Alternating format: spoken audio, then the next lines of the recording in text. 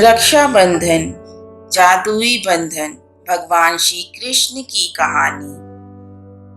नमस्कार मेरे दोस्तों, क्या आप जानते हैं कि रक्षाबंधन का त्योहार हमारे भारत में कैसे शुरू हुई? तो देर ना करते हुए शुरू करते हैं। क्या आप दोस्ती, बहादुरी और रक्षाबंधन की एक विशेष उत्सव के बारे में एक बहुत ही प्यारी कहानी सुनने के लिए तैयार हैं?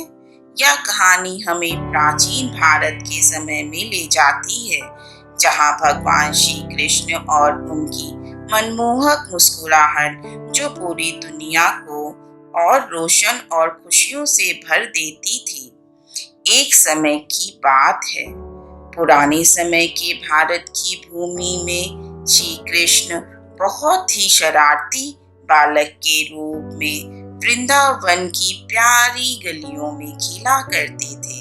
श्री कृष्ण ने वृंदावन के ही गांव में ही अपना बचपन बिताया, जहां उन्होंने अपने मित्रों के साथ खेलते खेलते गायों को भी चराया करते थे। वृंदावन के सबसे नटखट बालक थे श्री कृष्ण। उनकी मुस्कुराहट, सांवले रंग, मनमोहक कर देने वाली सारी बातें ब्रजवासियों का मन मोह लेती थी। उनकी सबसे प्यारी दोस्त का नाम राधा रानी था, जिससे वह आज भी अलग नहीं हुए। यह तो हम सब जानते हैं। यहीं दूसरे स्थान पर द्रौपदी नाम की एक साहसी सुंदर राजकुमारी रहती थी। वह अपने परिवार से बहुत प्रेम करती थी। द्रौपदी के भाई उनकी रक्षा करते थे और उनका बहुत ही ख्याल रखते थे। द्रौपदी अपनी साहस और संवेदनशीलता के लिए जानी जाती थी। एक समय की बात है, जब द्रौपदी उनके परिवार के सामने एक बहुत बड़ी सी समस्या आई, जिससे वह निकलने में असमर्थ थे। उन्हें उस समय मदद और सुरक्षा की जरूरत थी। द्रौपदी की समझ में नहीं आ रहा था कि वो अपनी सहायता के लिए उस समय क्या करें और किससे सहायता मांगे। तभी उन्होंने श्री कृष्ण को याद किया और उनसे प्रार्थना की कि वह उनकी सहायता करें। आप जानते हैं फिर क्या हुआ? द्रौपदी के दिल से निकली हर एक शब्द, हर एक प्रार्थना भगवान श्री कृष्ण ने सुनी और उनकी उस घोर संकट के समय, जब कोई नहीं था उनकी सहायता के लिए, तब श्री कृष्ण अपने रथ पर बैठकर तुरंत द्रौपदी की सहायता उनकी करने के लिए पहुंच गए और उनके परिवार को उस मुश्किल समय से निकालने में सहायता की। द्रौपदी के इस विश्वास और प्रेम से प्रभावित होकर श्री कृष्ण ने उनके लिए कुछ खास करना चाहा।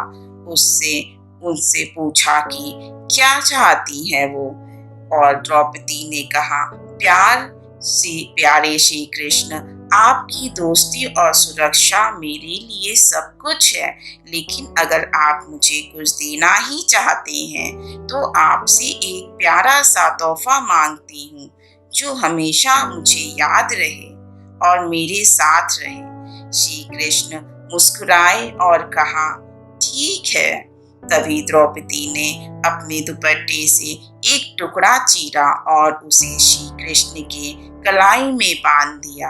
यह धागा उनके प्रेम और दोस्ती का प्रतीक बन गया। फिर श्री कृष्ण ने द्रौपदी से ये वादा किया कि उनकी हमेशा रक्षा करेंगे, बिल्कुल एक भाई जैसे अपनी बहन की रक्षा करते हैं। द्रौपदी को इस तरह श्री कृष्ण से सुरक्षा और प्रेम की भावना महसूस हुई। इस धागे का श्री कृष्ण के हाथ में बांधने का यह बंधन पहली रक्षाबंधन का प्रतीक बन गया। रक्षा का मतलब होता है सुरक्षा और बंधन का मतलब होता है रिश्ता।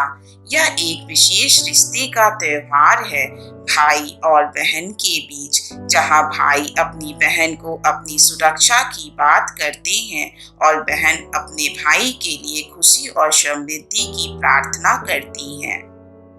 समय के साथ साथ रक्षाबंधन का यह त्योहार, यह परंपरा दूर दूर तक पूरे भारतवर्ष में फैल गया। मैंने आपने भाइयों की कलाइयों में रंगीन राखी बांधती हैं और भाई बहनों को उपहार देते हैं और वादा करते हुए कहते हैं कि उनके साथ हमेशा खड़े रहेंगे, चाहे कुछ भी हो।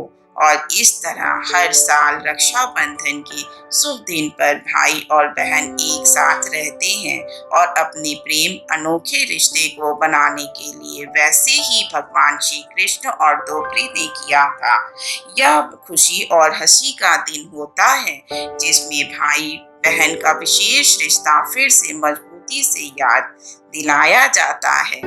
तो मेरे दोस्तों, रक्षाबंधन के दिल छू जाने वाली इस मनमोहक कहानी भगवान श्री कृष्ण और उनकी प्यारी दोस्त द्रौपदी के बीच के खूबसूरत रिश्ते की याद दिलाता है। भाई बहन के रिश्ते में कुछ जादू सा होता है और रक्षाबंधन उस जादू की बनाने और खुश रहने का त्योहार है।